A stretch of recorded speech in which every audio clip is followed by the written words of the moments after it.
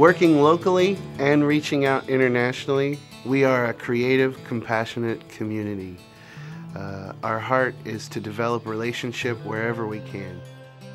When we started, all we did was make little snack bags, walk through the parks, sit down with people, and make friends with them.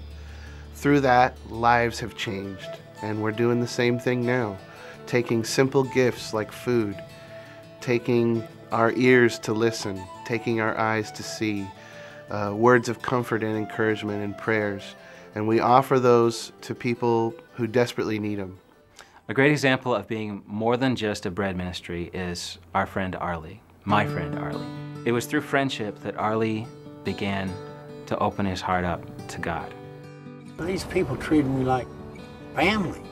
I mean, I've never had in my life actually that told strangers to treat me like I was actually worth something. Today, Arlie is a completely different person than the person I met 3 years ago. It's wonderful. It's wonderful to have, God in your life. Real friends give hope to each other. Real friends steer and redirect into positive or negative. So we seek to make friends with people, to love them where they are, and be a living opportunity to grow deeper in relationship with them. When I was about 20 years old, I fell pretty hard into intense drugs, and through that, just a lot of misery and depression. And then God showed me himself through a couple of guys at YWAM Modesto. They actually cared about who I was and what I was going through and the things that were in my heart and that I was dealing with. Compassion says that you have an understanding that making eye contact with somebody can change the course of their day, but making friends with someone can change the course of their life.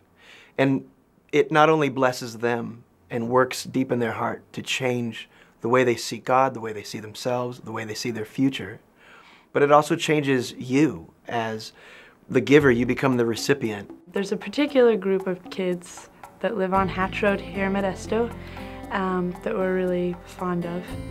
There's usually about 9 to 13 of them when we visit them. It's a joy and a privilege to come alongside of them and show them who Christ is.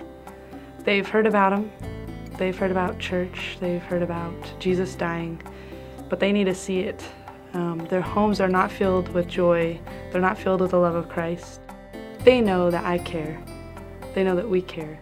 It's through friendship that we can connect kids from the suburbs, Christian kids who want to do something, with children from the other side of town that have no hope. These kids just, their relationship with their families isn't always the greatest, and so we come out here and kind of talk to them about, the great things in this life that Jesus can do, and we just like to, afterwards we pray with them and we give them some good stuff in their lives to be happy about.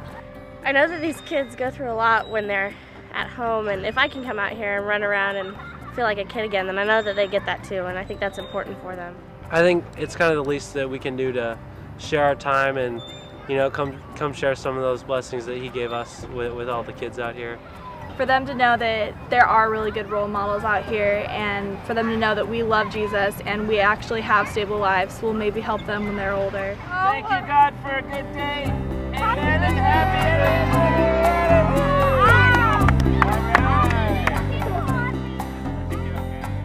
So friendship is what it's all about.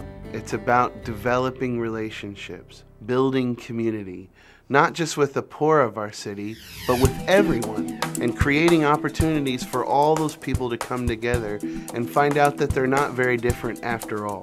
We want to create opportunities, not just for us, but for the church and for the poor to finally meet, and together we'll meet Jesus.